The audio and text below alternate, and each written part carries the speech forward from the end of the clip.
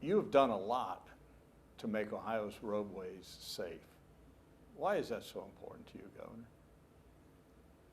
You know, I think there's nothing worse than a family that loses a child to an auto accident. You and I both experienced that. There's nothing worse.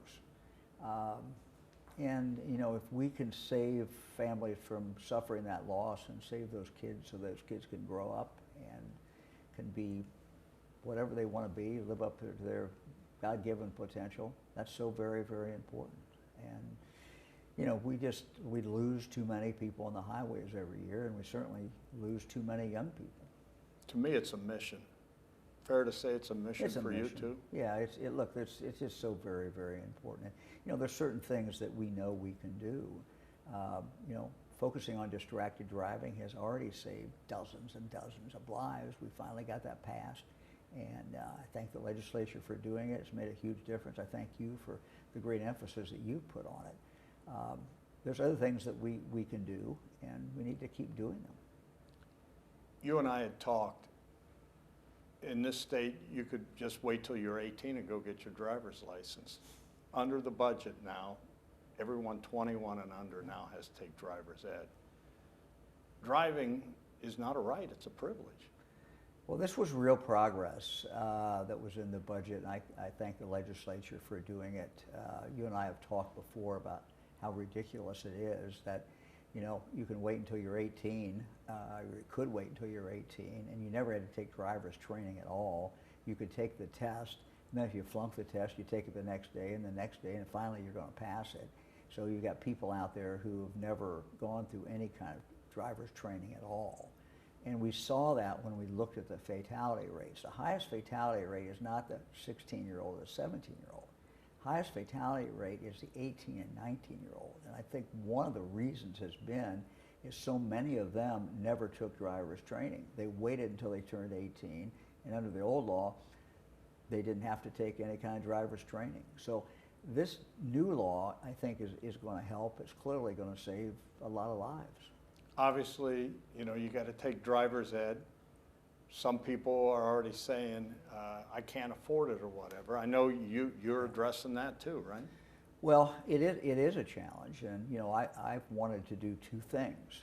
We put a significant amount of money in my budget that I presented to the legislature. I think it's about $50 million to help the local schools get back into the business of teaching kids to drive. It was optional; the school didn't have to do it, but the convenience of that for a family is huge, and we would like to do more of that. Unfortunately, the legislature took that out, so we didn't get that in the budget. But I'm looking, frankly, as we decide what to do with some of this marijuana money that's going to come into the state. I think driver's training, some money for driver's training, to get driver's training back into the schools, help the schools financially to be able to do that, just makes a lot of sense.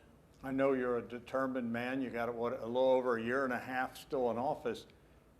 Are you going to keep pushing to get it back in schools? And I support that 1,000%. I took driver's ed in school. Dom, we need to get it back into schools, and schools will need some help. They're going to have to buy cars, and you know, we're not going to force them to do it. But schools are there to teach our kids and to keep our kids going, and keeping these kids alive is an important, a very important function. And being able to take driver's ed in your school, or maybe somehow connected with your school, will save parents a lot of driving time, taking the kid to driver's training. We've got some counties in the state of Ohio who have no driver's training at all, and even in other areas, you know, it might be a 20 or 30-minute drive. And so for a family with a lot of kids, or even a few kids, that's a big time out for the parents. So making it more convenient, I think, is very, very important. You talked about the cost, and look, there is a cost, and for some families, you know, they cannot afford that. We put money in the budget, in the last two budgets, to help subsidize that some. But frankly, we need to do more. Having safe drivers on the road is not only important for those individual young drivers. We're all out on the roads.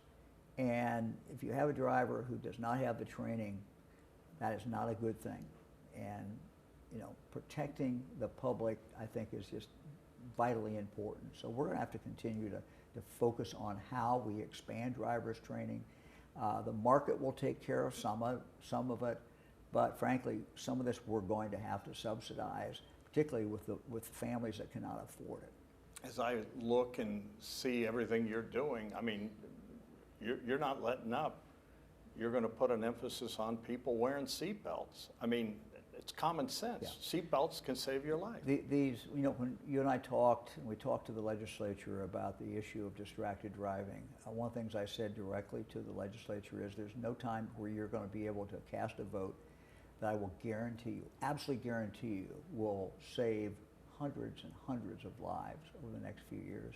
The same thing is true in regard to seatbelt use. We're at about 10% lower than the national average of seatbelt use. And I look at what the Highway Patrol shows me, the different reports that they get in a fatality. And so many times the person who was killed did not wear a seatbelt. 2 other people, 3 other people in the same car survived. The one who didn't wear the seatbelt did not survive. So making seatbelt use a primary offense, again, is a very small thing, but it's something that if we did that, small inconvenience, but if we did that, we'll save hundreds and hundreds of lives. You know, we started this by saying, you know, it's your mission. You don't want any other families to go through what we've gone through. The empathy, but does it frustrate you ever? It does me, that it seems like it's an acceptable risk that your 16-year-old might be killed. That, you know, personally, the leading killer of children, I think we should be screaming from the mountaintop about this. You know, Dom, I think you're absolutely right. I think that we accept deaths by cars. You know, other deaths we don't accept. But it's become routine. These deaths hardly make the paper. They hardly make the news. They just occur. And we focus on other deaths that are high visibility, as we should, but the leading cause of death for teenagers is in automobiles. And we need to focus on them. We need to protect these kids. We need to protect these families from suffering the great agony of losing a child. You know, I've often said, and you're a proud Ohioan, I am too, that I want my state to set the example for the rest of the country. And I think we've done a lot of good things. You've done amazing with your leadership. Well, I think distracted driving has been a great, great accomplishment. We have, you know, other things to do.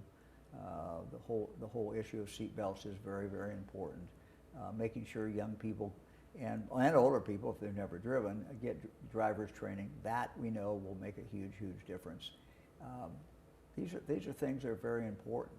You know, one of the things I had the Ohio Department of Transportation do is to set aside money every year to invest in local communities to take care of that curve or that dangerous intersection. You know, everyone watching us knows where there's a dangerous intersection.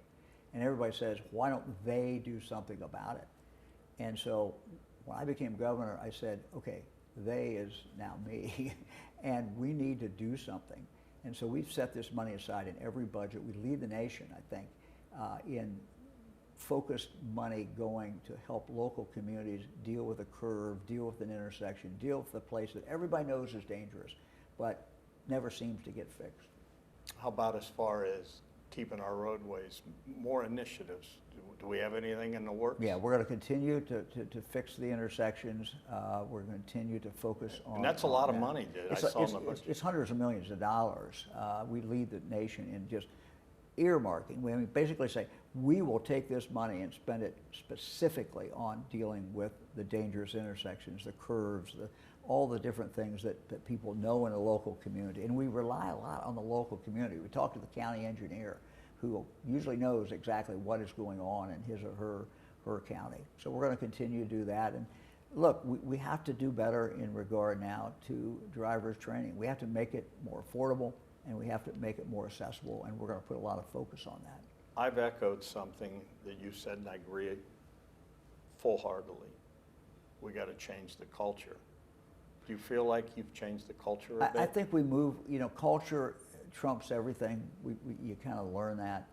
And the acceptance of deaths, you know, people shake their head and say that's too bad, but the acceptance of death in cars, particularly with young people, is something we have to change. It needs to be something we get mad about.